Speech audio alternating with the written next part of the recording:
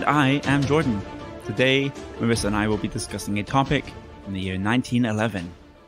What topic do you have selected today, Merisa? Today I'm going to be speaking about Mexico's president, Jose Porfirio Diaz. All right, so he's a president. What's he all about? Well, on May 25th, 1911, his 31 years of rule came to an end. Wow, 31 years Yes. of being a president. Yes. All right. So you're probably wondering, why did it end? What happened? How did he rule for 31 years? Well, it is because Mexico had a revolution that started in 1910. President Diaz actually built a name for himself because he was against General Santa Anna. I think most people know who Santa Anna is. I think I know, but I'm not sure.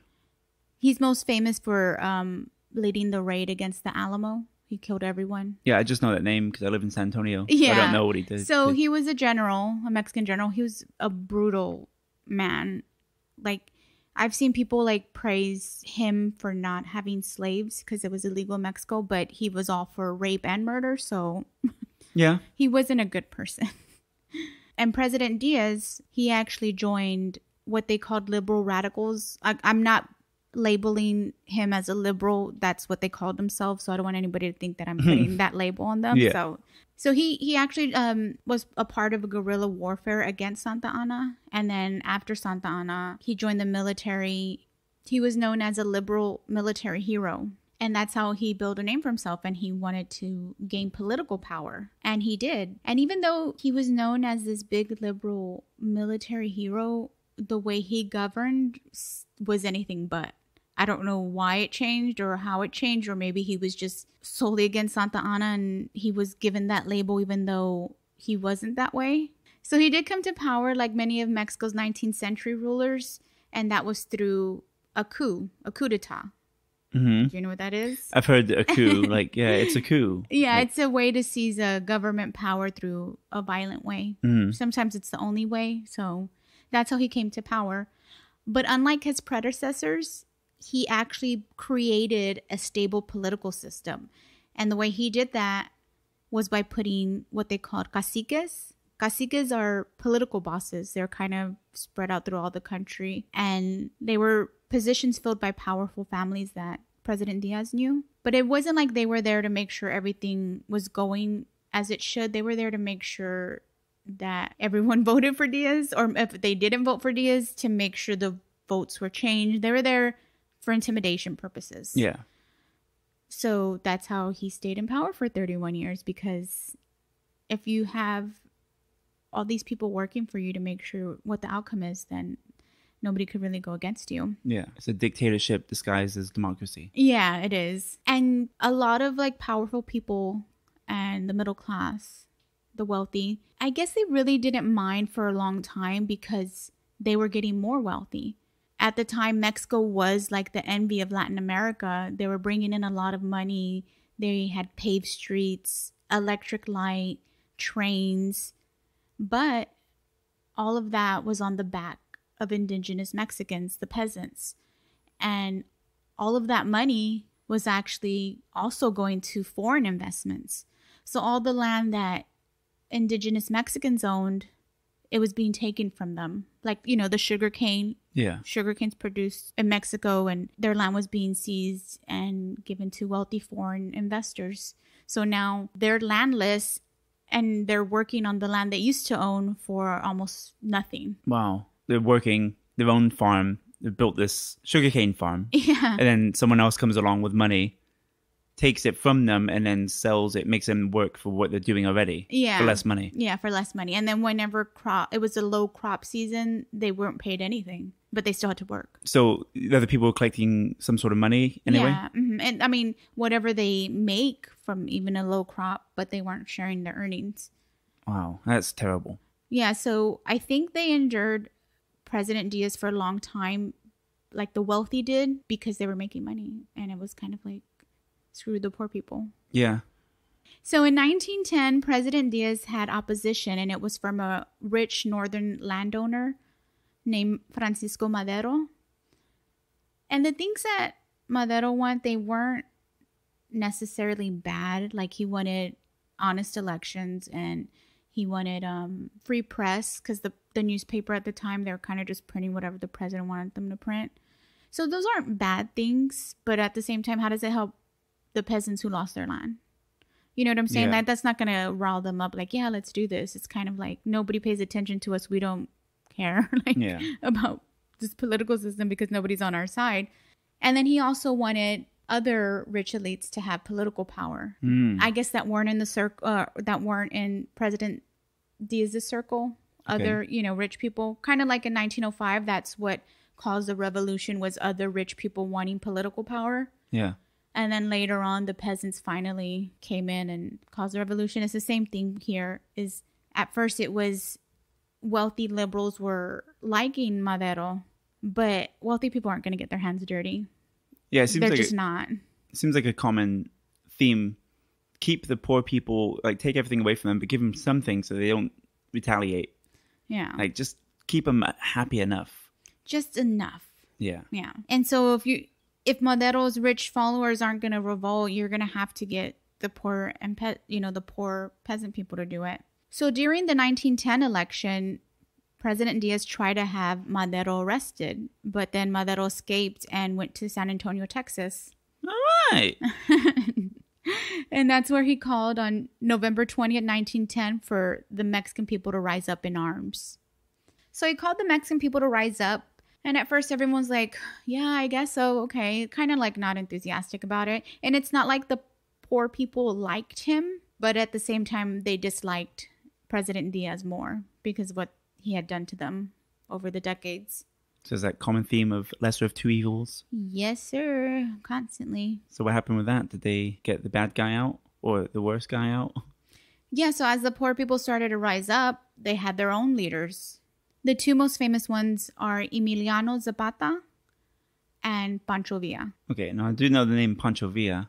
Who's that? You know about Pancho Villa? I've seen that name a lot. I don't know if I know the story. I don't think I know the story. Those two people were very devoted to the villages that they were representing or trying to protect. Like, for example, Zapata was for the people of Morelos, and Morelos was like a town where like a lot of sugarcane was produced. And those indigenous Mexicans lost their land.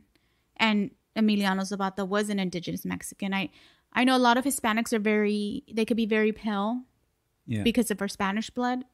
But Zapata is very dark hair, a mustache. He's like a Native American, but Mexican. Yeah. Because, they're basically native. I mean, they're natives. They're indigenous Mexicans. So that was a big deal in that time. Yeah, so to have somebody that's speaking for you and leading for you, it's a huge deal. Yeah. For the people of Morelos. And the same thing with Pancho Villa.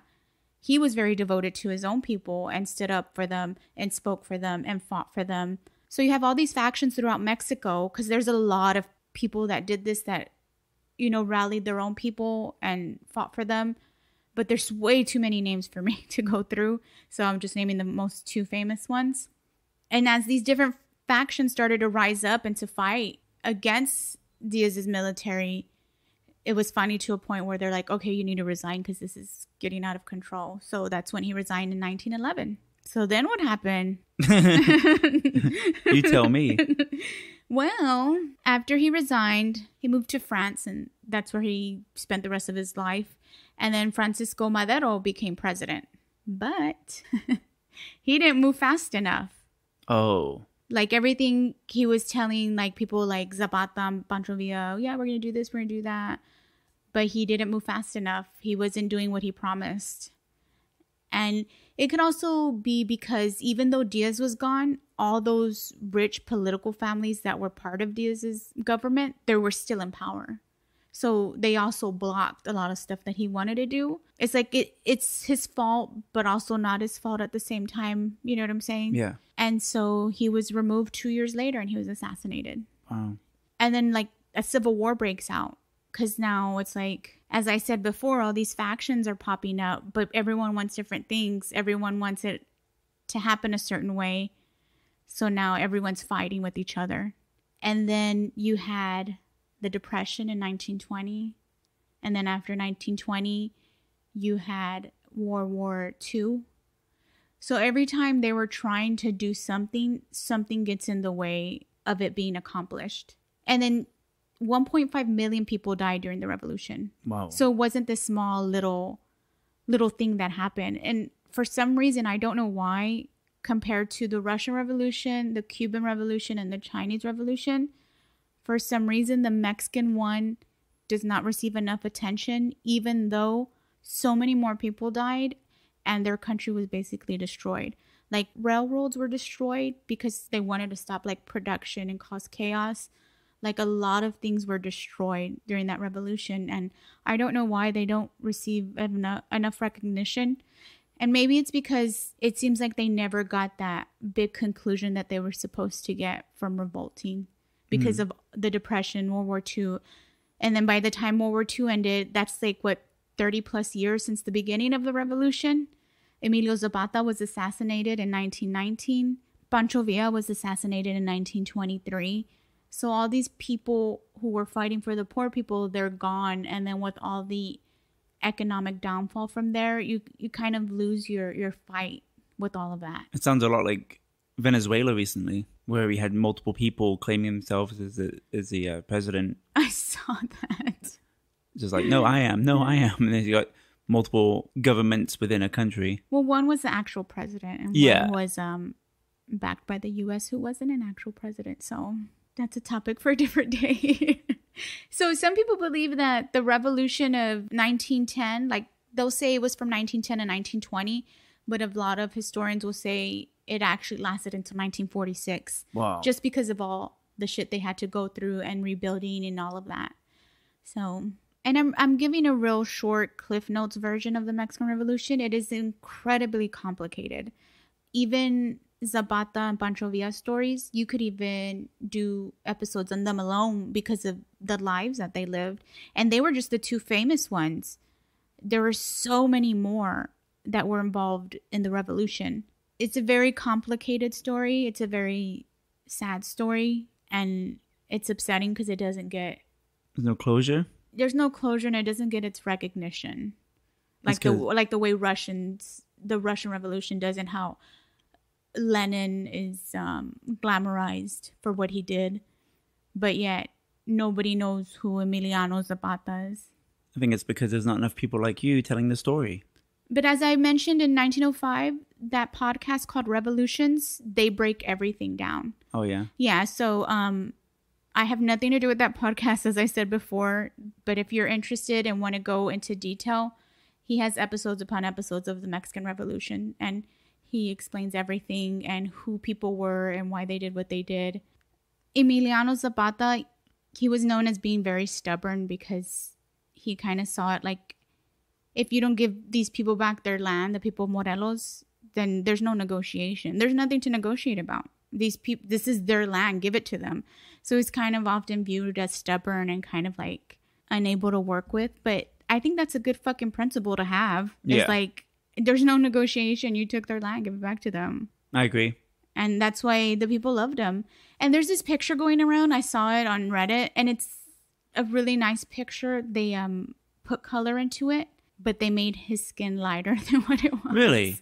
And that really upset me because he's a dark Mexican. There's nothing wrong with that. Yeah. Embrace your beautiful brown skin. Like, you don't have to lighten him up. Who do you think was responsible for that? I don't know. But yeah, he was a very important person. And when I was reading the story, I just kind of like became obsessed with him just because of how stubborn he was. He was just like, no, I ain't going to do that. Like, and he didn't care what people thought. And just the way he dressed in what, a charro. It's called a charro. It's I guess you would know it as a mariachi outfit. Oh, okay. Yeah. With the buckles on the legs and all that? Yeah, and he would, I loved his horses. He'd wear sombreros, and he was like, I don't want to say this, but like a typical Mexican, as you would imagine. That's who he was. The stereotypical Mexican, okay. Yeah. But I also looked up the history of charro, the charro outfit. And that actually used to be a derogatory term. Really? Yeah, when the Spanish came to Mexico, they didn't allow Mexicans to ride horses without their Spanish owners' consent. So they weren't allowed to also dress like the Spaniards, so they kind of had to adopt their own way of dressing, and that's how the charo outfit came about. Wow. And it was looked as though when people dress like that, oh, you're poor.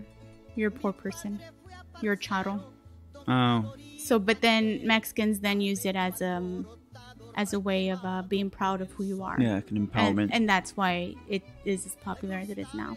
And actually, President Diaz told the mariachis to start wearing charo outfits. So he did one good thing. Yeah. Well, multiple, but yeah. Yeah. One that we can remember. Yeah, it's funny because we live in San Antonio and I hear a lot of people telling about their great-grandparents.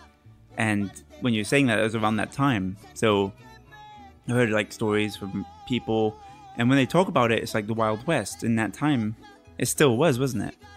Yeah. Mm-hmm. And in Texas and all that, like, I have a friend who said something about her great-great-grandfather and his brother too. And like one of them, like, went to a village and he was an assassin. He would just like slit people's throats and shoot people, and that was his job. That was his job back then, like not even like 100-something years ago. And then she had another, I think I can't remember if it was her great-great-grandfather or great-great-grandfather's brother, it doesn't matter. But one of them go into a village and just find a woman and grab her by the hair, throwing him on his horse, and then, hey, you're my wife now, and take him back. And there's just so much like lawless, unlawful behavior, and it really was like everyone's fighting for themselves, and very scary but interesting time. And it wasn't even that long ago. More than 100 years ago. Well, a little bit more than 100 years ago. So like all late 1800s, early 1900s in Texas, Mexico, New Mexico. So, what else happened this year? Portugal approves female suffrage. On July 1st, the presence of the German warship Panther in the Moroccan port of Agadir triggers the Agadir crisis. On May 16th, the Zeppelin Deutschland wrecked on Dusseldorf. On November 1st, the world's first combat aerial bombing mission takes place in Libya during the Italo-Turkish War. On May 31st, RMS Titanic launched in Belfast. Ooh. Here's a Mexican Revolution one. Rebels take Agua Prieta on the Sonora-Arizona border.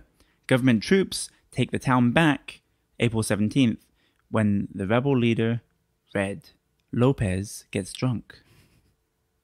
Oh, yeah, I forgot to mention that the USA actually had sent like 20,000 troops to the border in 1911. Whoa. Because they were afraid what was going on in Mexico was going to harm American business interests. It's always in their own self-interest, isn't it? Yeah, it's always about money with the United States. So it wasn't because they were afraid it would spill into America and harm American citizens. It was because of American businessmen losing money. I see. Mm-hmm. And they had, I think, about $1 trillion invested in Mexico. What? So in 1911 money? Yep. And I was like, what? I even checked, like, is this like 1911 money or is this today money? And it was 1911 money. Wow. I can't even fathom that. That's 30 times more now. Mm-hmm. 30 trillion. Yep. 30 fucking trillion. Mm-hmm. Well, that concludes the year 1911. Alrighty, we'll see you in 1912. Bye. Bye. Bye.